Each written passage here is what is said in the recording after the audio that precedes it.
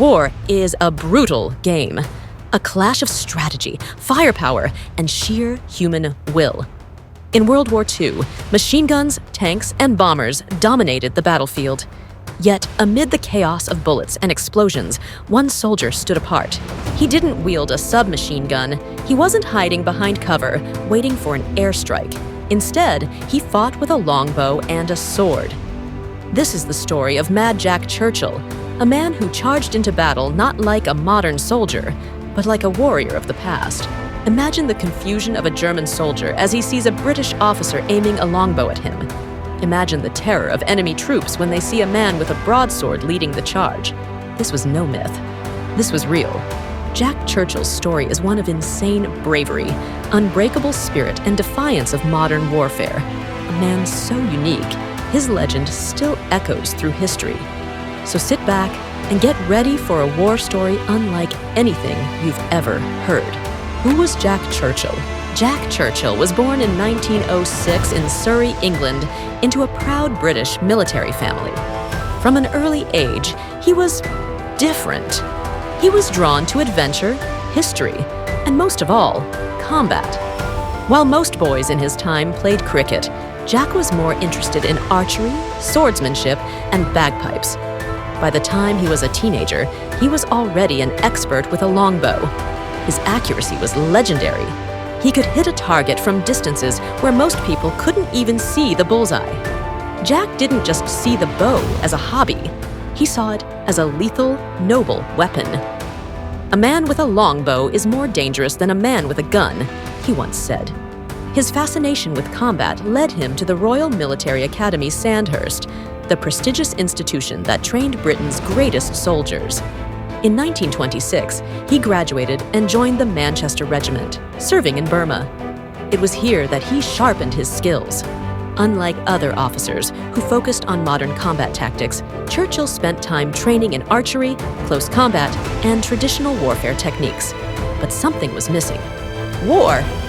By the late 1930s, Churchill grew restless. Britain was at peace. His adventurous spirit craved battle. So he left the army and became a professional archer, bagpiper, and even an actor. He appeared in movies, played music, and competed in international archery tournaments. But then, war returned. In 1939, when World War II broke out, Churchill didn't hesitate. He rejoined the British Army immediately. But this time, he brought something different to the battlefield: his longbow and his sword. The longbow, a medieval weapon in a modern war. It was May 1940. The Battle of France was raging. British and French forces were struggling against the relentless German blitzkrieg. Amidst the gunfire, a silent figure moved through the trees. Jack Churchill, armed with a longbow and broadsword, was on the hunt. He spotted a German patrol, 5 soldiers scouting ahead. If they reported back, it could doom an entire British unit. Jack knew what he had to do. With steady hands, he nocked an arrow. No sound, no flash, just pure, deadly precision. The arrow whistled through the air. Before the German soldier could even react, it struck his chest. His comrades froze in terror. Who still used bows in war? By the time they realized what had happened, Churchill's men were already upon them. The British soldiers took out the rest, thanks to Jack's unorthodox skill. One of his comrades later said, "We were fighting in 1940, but Jack was fighting in 1346. But this was only the beginning. Churchill wasn't just an archer. He was a warrior. And soon he would show the world what he could do with a sword. Early war adventures, Norway and Dunkirk. Jack Churchill's next campaign would take him to Norway, where Britain attempted to resist Hitler's invasion of Scandinavia. But Churchill didn't just follow orders. He led from the front, broadsword drawn. During one of the most daring British commando raids, Jack charged straight at German positions. Imagine the scene. German soldiers, armed with machine guns and grenades, suddenly see a British officer charging at them, waving a massive sword. It was so unexpected, so unbelievable that they hesitated. That split-second hesitation gave Churchill's men the upper hand. They overran the German position. Churchill's personal report after the battle? "I maintain that as long as you tell a German he is being attacked, he will not move. But then came Dunkirk. Churchill and his unit fought tooth and nail to hold off the German advance, buying time for thousands of British troops to be evacuated. At one point, Churchill was one of the last men still fighting, covering the retreat with nothing but a rifle and his broadsword. He wasn't just a leader, he was a symbol, the sword in Sicily. By 1943, Churchill was leading an elite commando unit. His mission? To storm the beaches of Sicily. But Jack didn't storm the beach like any other soldier. He jumped out of the boat, drew his broadsword, and ran toward the enemy. Commando warfare is as much about shock as firepower. He was right. The Germans didn't know what hit them. Churchill led the first wave of the assault, cutting down enemies with his sword, leading his men to victory. His reputation grew with every battle.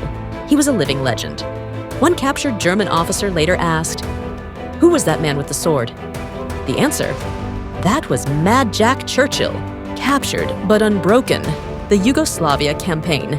By 1944, Churchill was leading commandos in Yugoslavia, aiding local resistance fighters against Nazi occupation. But this time, his luck ran out. One night, his unit was ambushed by German forces. Paratroopers descended from the sky, surrounding them. Outnumbered and outgunned, the British fought valiantly. Churchill fought like a warrior from another era, firing his pistol, swinging his sword, and even using his bare hands. But there were just too many enemies. Jack was knocked unconscious by an explosion and woke up in enemy hands. The Germans were baffled. Who was this man? Why did he fight with a sword?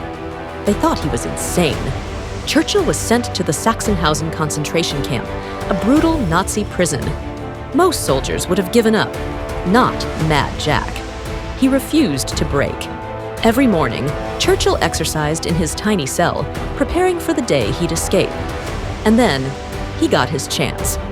One night, Churchill crawled through a drainpipe, slipped past the guards, and escaped into the freezing wilderness.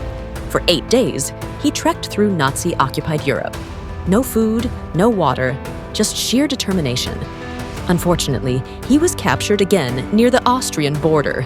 This time, the Nazis sent him to a harsher camp in Tyrol, but Churchill refused to accept defeat. When the war was nearly over, he escaped again.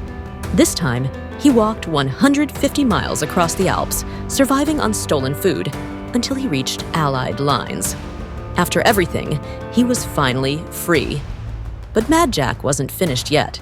The final act, Berma and the war's end. After escaping Nazi captivity, Churchill could have gone home, but he wasn't done fighting. By 1945, the war in Europe was ending, but the fight in the Pacific was still raging. So Churchill volunteered for duty in Berma, where British forces were battling the Japanese. He was ready to storm the beaches and lead another legendary charge. But then, the worst possible news came. Japan surrendered.